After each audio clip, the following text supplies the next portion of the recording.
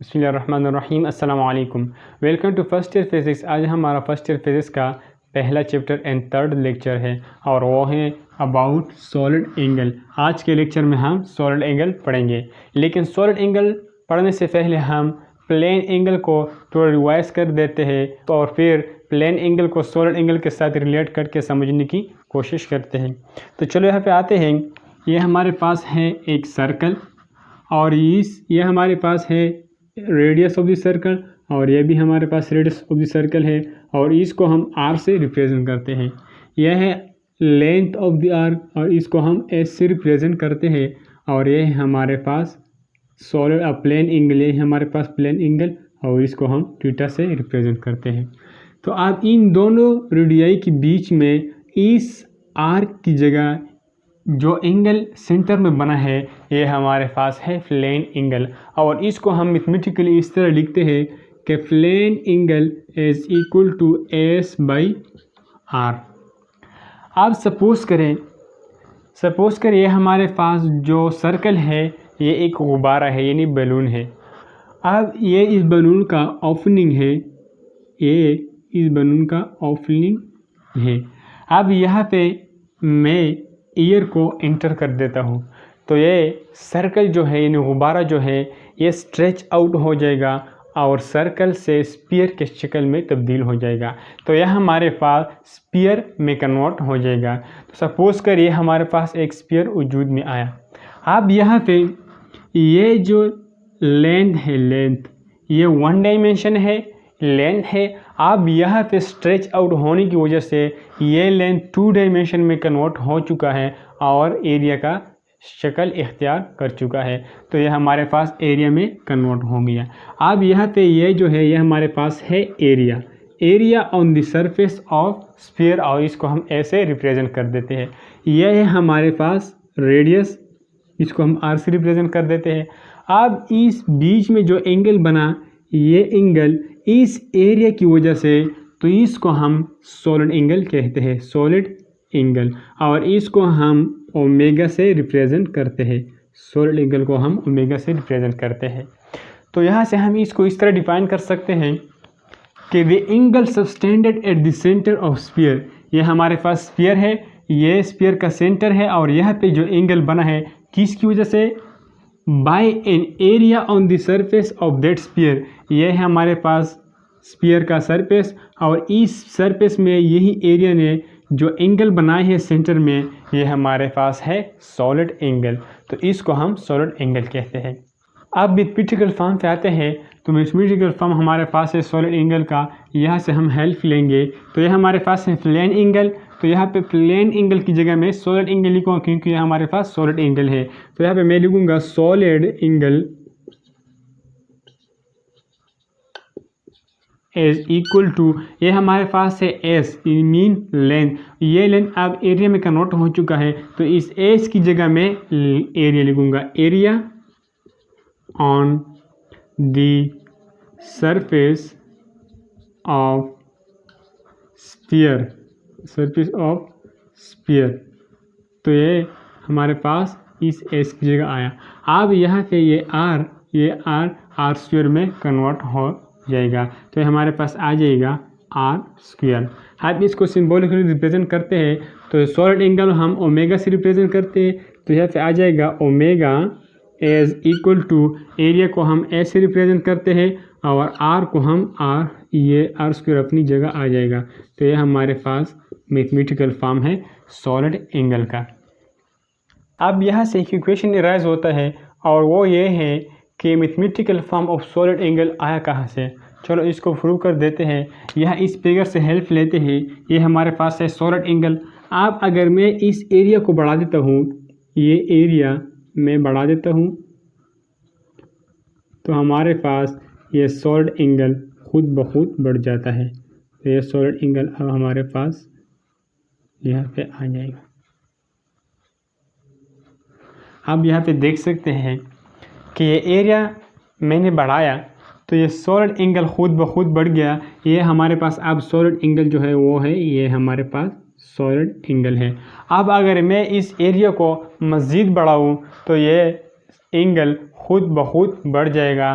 तो यहाँ से हमारे पास एक रिलेशन आता है और वो रिलेशन है हमारे पास कि एरिया, यही area is directly proportional to solid angle, और सॉलिड एंगल हम ओमेगा से रिप्रेजेंट करते हैं। तो ये हमारे पास एक रिलेशन आया। कहाँ से आया? यहाँ से। जब मैं ये एरिया बढ़ा देता हूँ तो ये सॉलिड एंगल खुद ब खुद बढ़ जाता है। तो यहाँ से मैंने ये रिलेशन निकाला। अब यहाँ पे इस प्रोपोर्शनलिटी साइन को ख़त्म कर देते हैं तो हमारे पास आ जाएगा equal, area is equal to constant, यहाँ पे मैं कांस्टेंट पुट करूँगा और ओमेगा अपनी जगह रह जाएगा। अब यहाँ पे जो कांस्टेंट है वो हमारे पास है आर स्क्वायर। यहाँ पे जो कांस्टेंट है वो है आर स्क्वायर। तो आर स्क्वायर को यहाँ पे पुट कर देते हैं तो हमारे पास आ जाएगा A is equal to, constant की जगह आर स्क्वायर पुट करेंगे और ओमेगा अपनी जगह। अब हम ओमेगा फाइंड करना चाहते हैं तो ये ओमेगा यहाँ पे रह जाएगा और ये आर यहाँ पे शिफ्ट करेंगे तो हमारे पास आ जाएगा a by are square is equal to omega. और इसको हम इस तरह लिख सकते हैं कि omega is equal to a by are square. तो ये है हमारे पास इस मैथमेटिकल फॉर्म का प्रूफ। आप यहाँ पे एक क्वेश्चन अराइज होता है और वो ये है कि ये कांस्टेंट जो है यहाँ पे, ये कांस्टेंट प्लेन एंगल की सूरत में हमने यहाँ पे आर पुट किया था कांस्टेंट की जगह, और सॉलिड एंगल में हम यहाँ पे आर स्क्वायर पुट करते हैं। तो ये क्यों? तो चलो इसको देखते हैं कि यहाँ पे हम आर स्क्वायर क्यों पुट करते हैं, आर क्यों पुट नहीं करते। तो इसका सिंपल से आंसर है और वो ये है, अगर मैं यहाँ पे ये ले लूँ a is equal to constant omega.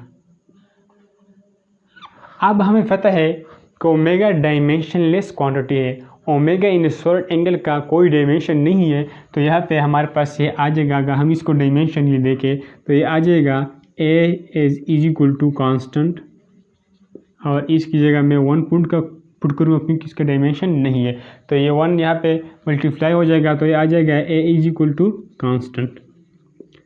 अब यहाँ पे ए का जो डायमेंशन है हमारे पास वो है एल स्क्वायर। यहाँ पे मैं ए का डायमेंशन लिखता हूँ, इन एरिया का जो डायमेंशन है वो हमारे पास है एल स्क्वायर। फिज़िक्स में एक इक्वेशन को करेक्ट होने के लिए ज़रूरी है कि राइट हैंड साइड पे और लेफ्ट हैंड साइड पे जो क्वांटिटीज़ हो वो डायमेंशनली करेक्ट हो। तो यहाँ पे मैं ऐसा चीज़ पुट करूँगा जिसका डायमेंशन एल स्क्वायर हो, जिसका डायमेंशन एल स्क्वायर हो। तो यहाँ पे अगर मैं आर पुट कर देता हूँ तो हमें पता है कि आर का डायमेंशन हमारे पास एल है।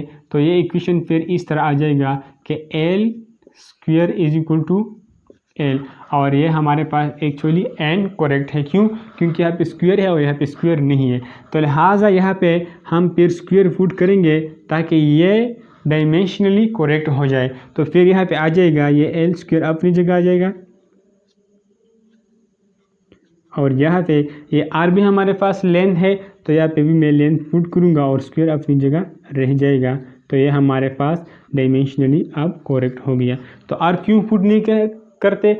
आर इसलिए पुट नहीं करते कि फिर डायमेंशनली ये इक्वेशन हमारे पास एन करेक्ट हो जाता है।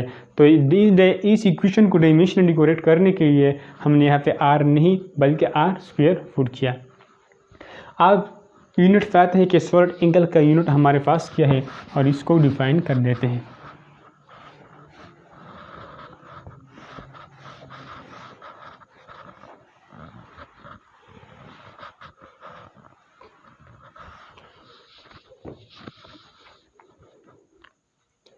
सॉलिड एंगल को हम स्टेरेडियन में मेजर करते हैं। सॉलिड एंगल का जो यूनिट है वो हमारे पास है स्टेरेडियन। जिस तरह प्लेन एंगल को मेजर करने के लिए जो यूनिट हम इस्तेमाल करते थे वो था रेडियन, इसी तरह सॉलिड एंगल को हम स्टेरेडियन में मेजर करते हैं।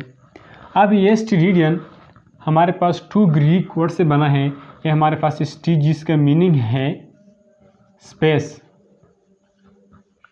यानी 3 डायमेंशनल ऑब्जेक्ट, और रेडियन जो है, रेडियन का मीनिंग है हमारे पास रे। अब इसको डिफाइन किस तरह करेंगे? तो चलो डिफिनीशन पे आते हैं। यहाँ पे हमने पढ़ा कि हमारे पास सॉलिड एंगल जो है वो इक्वल है R divided by A divided by are square.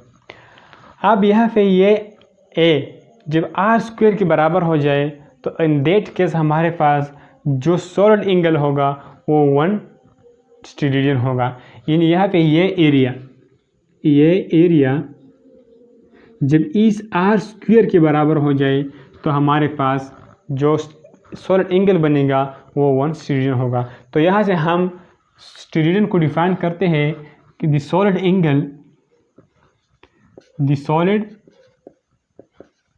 Angle for which area on the surface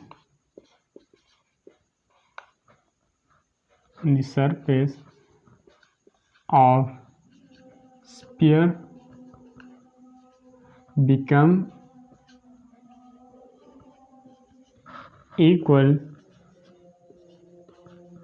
to the square of radius of that sphere. The solid angle for which area on the surface of sphere, यानी mean ये spear है और ये spear का surface है। इस surface पे जो एरिया है हमारे पास ये area become equal to the square of radius of that sphere, यानी इस स्पीयर का ये आर जो है इसका अगर स्क्वायर लिया जाए और फिर ये दोनों अगर बराबर हों तो ये हमारे पास 1 स्टेरेडियन होगा।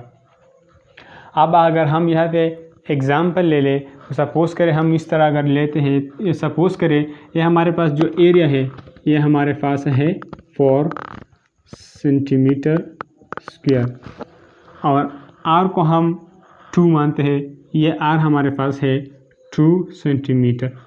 तो यहाँ पे इन दोनों को पुट करते हैं तो ये हमारे पास आ जाएगा omega is equal to 4 centimetre square divided by 2 centimetre और आर की जगह 2 सेंटीमीटर लिख लिया और ये होल स्क्वायर। तो ये हमारे पास आ जाएगा is equal to 4 centimetre square. यहाँ पे हमारे पास सॉलिड एंगल का यूनिट है स्टेरेडियन और इसको हम STD से रिप्रेजेंट करते हैं। यहाँ पे भी STD आ जाएगा और यहाँ पर भी आ जाएगा हमारे पास। ये 4 पे अगर स्क्वायर लिया जाए तो ये 4 आ जाएगा और सेंटीमीटर पे स्क्वायर लिया जाए तो सेंटीमीटर स्क्वायर आ जाएगा और यहाँ पे हमारे पास आ जाएगा STD। अब ये दोनों एक दूसरे के साथ कैंसिल हो जाएंगे तो हमारे पास आ जाएगा 1 स्टेरेडियन। अब हम आते हैं कि एक स्फीयर में मैक्सिमम सॉलिड एंगल कितना बन सकता है। चलो इसको देखते हैं कि एक स्फीयर में हमारे पास मैक्सिमम सॉलिड एंगल कितना बन सकता है।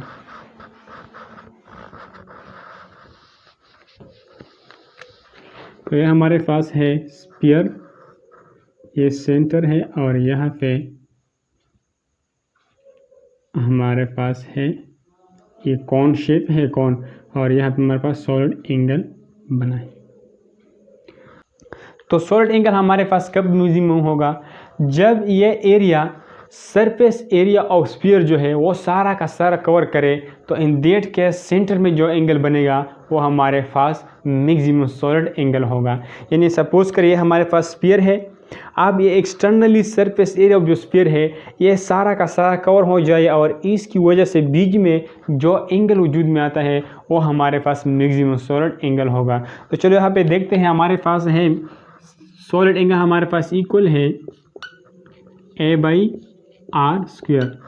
अब इस ए की जगह हम क्या पुट करेंगे, हमें पता है यहाँ पे जो एरिया है ये सारा सरफेस एरिया ऑफ स्फीयर है और सरफेस एरिया ऑफ स्फीयर हमारे पास इक्वल है सरफेस एरिया ऑफ स्फीयर हमारे पास इक्वल है 4πr स्क्वायर। तो यहाँ पे ये पुट कर देते हैं तो हमारे पास आ जाएगा 4πr square divided by are square.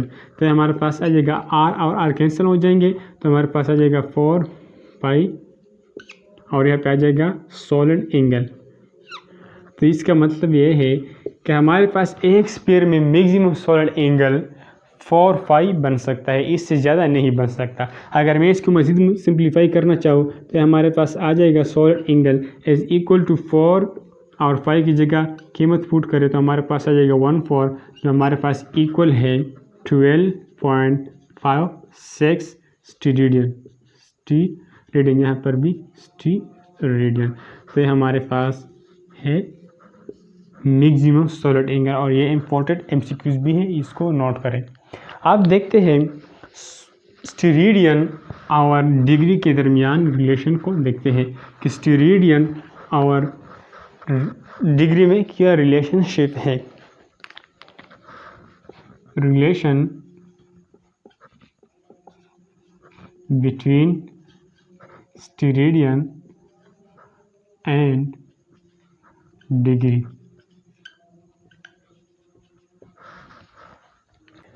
Relation between steradian and degree, steradian और डिग्री के दरमियान रिलेशन प्रूव करने के लिए हम प्लेन एंगल से हेल्प लेंगे। तो हमें पता है कि plane angle theta is equal to 57.3 degree. हमने ये पिछले लेक्चर में प्रूव कर दिया था। अब थीटा की जगह मैं लिखता हूँ S/R, तो इज इक्वल टू 57.3। तो ये S/R कहाँ से आया? ये हमारे पास थीटा जो है वो हमारे पास इक्वल है S/R, तो ये इस थीटा की जगह मैंने S/R लिख दिया। अब यहाँ पे दोनों साइड को स्क्वायर कर देते हैं तो हमारे पास आ जाएगा S/R whole square is equal to 57.3 degree whole square. ये हमारे पास आ जाएगा, ये स्क्वायर दोनों के लिए है तो यहाँ पे आ जाएगा A²/R² is equal to 57.3 degree whole square. तो यहाँ पे इसका अगर स्क्वायर ले जाए तो ये हमारे पास आ जाएगा A² इज इक्वल टू, इसका स्क्वायर अगर लिया जाए तो हमारे पास आ जाएगा 3283.29 डिग्री स्क्वायर डिग्री। अब इस एस की जगह हम यहाँ पे एरिया पुट करें, क्यों? क्योंकि ये एस हमारे पास, यानी सपोज करें ये हमारे पास एक स्फीयर है, बड़ा बनाए तो ताकि समझ में आ जाए। ये हमारे पास स्फीयर है, यहाँ पे हमारे पास ए स्फीयर के अंदर एक स्क्वायर है, स्क्वायर फिगर है। तो यहाँ पे हम एक एंगल बना देते हैं, फिर यहाँ पर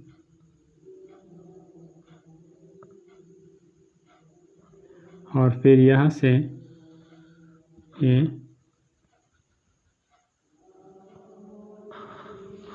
ये हमारे पास स्फीयर है, यानी जो स्फीयर का सरफेस एरिया है, इसमें जो एरिया हमारे पास बना है वो स्क्वायर की शेप में है। तो यहाँ पर ये भी हमारे पास लेंथ है और ये भी हमारे पास लेंथ है, और इन दोनों को मल्टीप्लाई करके हमारे पास L² आ जाएगा। और ये L² हमारे पास जो लेंथ ज़रब लेंथ हमारे पास जो है वो एरिया के बराबर है, तो ये L² हमारे पास एरिया के बराबर हो जाएगा। तो यहाँ पे मैं लिखूँगा area divided by R² is equal to 3283.29 square degree. अब ये हमारे पास सॉलिड एंगल का मैथमेटिकल फॉर्म है, और यहाँ पे मैं सॉलिड एंगल को पुट करूँगा तो हमारे पास सॉलिड एंगल आ जाएगा, सॉलिड एंगल हमारे पास आ जाएगा 328329 डिग्री स्क्वायर। और सॉलिड एंगल का यूनिट हमारे पास है स्टीरेडियन, तो 1 स्टीरेडियन हमारे पास आ जाएगा 328329 डिग्री स्क्वायर। तो यह हमारे पास 1 स्टीरेडियन और डिग्री के दरमियान रिलेशन है। एक स्टीरेडियन हमारे पास इक्वल है 3283.29 स्क्वायर डिग्री। यह हमारे पास 1 स्टीरेडियन बराबर। सपोज करिए प्लेन एंगल हमारे पास 1 रेडियन है, प्लेन एंगल हमारे पास 1 रेडियन है। अब यहाँ पे प्लेन एंगल की जगह मैं ये लिखूँगा तो ये आ जाएगा S/R is equal to 1 radian. अब दोनों साइड पे स्क्वायर ले लें तो ये हमारे पास आ जाएगा A²/R² is equal to radian square. अब R², इस A² की जगह में ये एरिया लिखूँगा यहाँ पे जो मैंने लिखा है, तो यहाँ पे आ जाएगा area divided by R² is equal to radian square. अब ये हमारे पास सॉलिड एंगल है और सॉलिड एंगल का जो यूनिट है वो हमारे पास स्टेरेडियन है, तो हमारे पास एक स्टेरेडियन रेडियन स्क्वायर के बराबर हो जाएगा। तो ये रेडियन और स्टेरेडियन के दरमियान रिलेशनशिप है। अब कुछ एमसीक्यूज देखते हैं सॉलिड एंगल से रिलेटेड, कंसेप्चुअल एमसीक्यूज देखते हैं और उनको सॉल्व कर देते हैं तो सबसे पहला एमसीक्यू जो है अक्सर यही पूछा जाता है कि सॉलिड एंगल और प्लेन एंगल के बीच में जो रेशियो है वो क्या है। ये इसको फाइंड आउट करने के लिए हम जो सॉलिड एंगल है वो मैक्सिमम मानेंगे। तो यहाँ पे हमारे पास आ जाएगा solid angle maximum divided by plane angle maximum. क्यों? क्योंकि जो सॉलिड मैक्सिमम एंगल है और प्लेन मैक्सिमम एंगल है वो हमारे पास कांस्टेंट है, वो हमने प्रूव कर दिए हैं। तो यहाँ पे हमारे पास आ जाएगा इसकी जगह जो सॉलिड मैक्सिमम सॉलिड एंगल हमारे पास जो था वो था 4 पाई और मैक्सिमम प्लेन एंगल जो हमारे पास था वो था 2 पाई। अब पाई और पाई कैंसिल हो जाएंगे और 2 4 भी साथ कैंसिल हो जाएंगे, तो यहाँ पे आ जाएगा 2। तो हमारे पास आ जाएगा 2। इसका मतलब क्या है? इसका मतलब है कि solid angle maximum divided by plane angle maximum हमारे पास इक्वल है 2। अब यहाँ पे हमारे पास 1 है, तो इसका मतलब ये है कि जब सॉलिड एंगल 2 होगा तो हमारे पास प्लेन एंगल 1 होगा। तो इसका जो रेशो आएगा वो हमारे पास आ जाएगा 2:1। तो इसका जो रेशो है हमारे पास वो है 2:1। तो ये हमारे पास एक एमसीक्यू है। अब यहाँ पे दूसरे एमसीक्यू देखते हैं और वो है कि जब एरिया हमारे पास वॉल्यूम के बराबर हो जाए तो देन फाइंड, जब एरिया वॉल्यूम के बराबर हो जाए then what will be the radius। फिर रेडियस को फाइंड आउट करें। यहाँ पे एमसीक्यूज है कि if area is equal to volume of the sphere then what will be the radius of the sphere। तो इसको फाइंड आउट करने के लिए यहाँ पे मैं लिखूँगा कि ये कंडीशन हमें दिया गया है, तो area is equal to volume.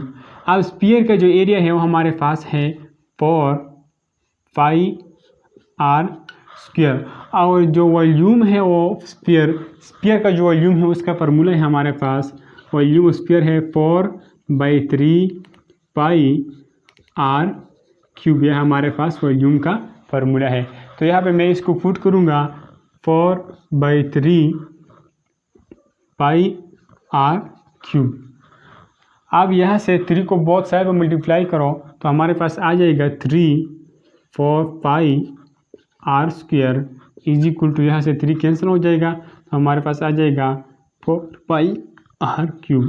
अब ये यहाँ पे ये दोनों साइड पे डिवाइड करें तो हमारे पास आ जाएगा, यहाँ पर भी डिवाइड करेंगे 4πr² और यहाँ पे भी इसको डिवाइड करें हमारे पास आ जाएगा 4πr²। ये और ये कैंसिल हो जाएगा तो यहाँ पे आ जाएगा 3 और यहाँ पे आ जाएगा ये 4 और 4 और 5 कैंसिल हो जाएंगे और यहाँ पे r² है और यहाँ पे r³ है, तो r² इसके साथ कैंसिल हो जाएगा और यहाँ पे जस्ट r रह जाएगा, तो ये हमारे पास r होगा। यानी जब स्फीयर का एरिया स्फीयर के वॉल्यूम के बराबर हो जाए तो इन दैट केस जो रेडियस ऑफ स्फीयर होगा वो 3 यूनिट होगा, 3 यूनिट। अब तीसरे एमसीक्यूज देखते हैं और तीसरे क्वेश्चन हमारे पास वो भी इसी तरह है। यानी हमें दिया गया होता है कि if area of a sphere is equal to volume of the sphere then what will be the area. इन एरिया का फिर एग्जैक्ट वैल्यू क्या होगा। तो यहाँ पे मैं लिखता हूँ कि एरिया हमारे पास इक्वल है 4πr²। यहाँ पे पर भी गिवन है और पाई हमारे पास कांस्टेंट है, तो आर हमारे पास गिवन नहीं है, लेकिन आर हमने पिछले क्विज में फाइंड आउट किया था कि वो 3 रहता है। यानी जब भी हमारे पास एरिया वॉल्यूम के बराबर होगा तो इस केस में ऑलवेज हमारे पास आर 3 यूनिट्स होगा। तो यहाँ पे मैं आर की जगह 3 पुट कर देता हूँ, तो हमारे पास आ जाएगा 4πr की जगह 3² और ये हमारे पास आ जाएगा 4π और 3 का अगर स्क्वायर लिया जाए तो ये हमारे पास 9 आएगा और 9 को इस 4 से मल्टीप्लाई करें तो यह 36π आ जाएगा। तो यह हमारे पास एरिया होगा। अब अगर इसको मज़ीद सिंप्लीफाई करना चाहे तो पाई की जगह वैल्यू पुट करें, फिर जो कुछ आएगा वो हमारे पास एरिया होगा। तो यहाँ पे लेक्चर एंड ऑफ करते हैं, तो मिलते हैं नेक्स्ट लेक्चर में। तब तक के लिए मुझे इजाज़त, खुदा हाफिज़।